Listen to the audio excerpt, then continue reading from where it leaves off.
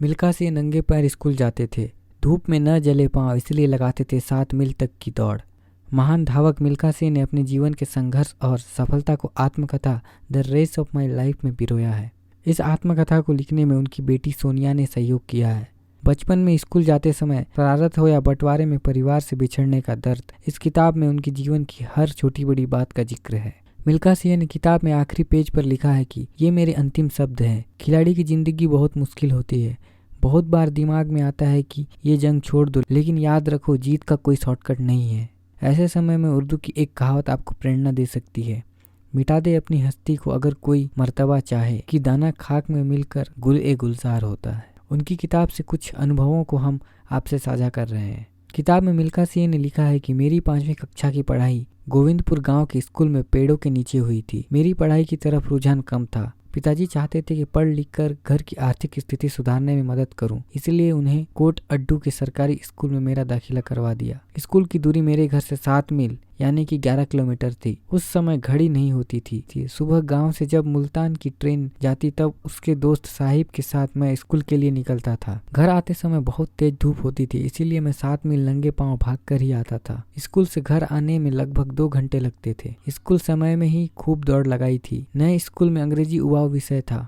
मेरे पिता को अंग्रेजी नहीं आती थी, लेकिन वे खुश थे क्योंकि मैं अंग्रेजी पढ़ रहा था। रोजाना शाम को वे मुझे किताब पढ़कर सुनाने को बोलते और मैं रोजाना एक ही पैराग्राफ पढ़ देता था, क्योंकि मुझे लगता था कि उन्हें कौन सी अंग्रेजी आती। विभाजन की घोषणा के बाद 15 अगस्त 1947 की आधी रात को गांव गोविंदपुरा में उपद्रव मच गया। मुस्लिम सिखों और हिंदुओं को मार रहे थे। सुबह लगभग 4 बजे का समय था जब मेरे घर में भी हाहाकार मच गया था। घर की सारी औरतों को गुरुद्वारे में पनाह दिलाई गई थी। मेरे पिता लाठी और तलवारों से ही बचाव करने में लगे थे। मैं इधर से उधर जान बचाने के लिए छिप रहा था और अपने पिता को हमारे लिए लड़ते देख रहा था।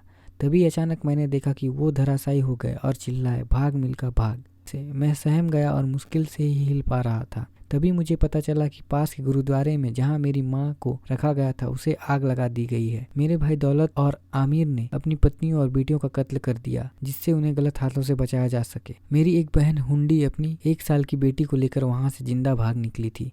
मेरे दिमाग में सिर्फ भाग मिल्खा भाग घूम रहा था। मैं पता नहीं कब कोट अड्डू रेलवे स्टेशन पहुंचा।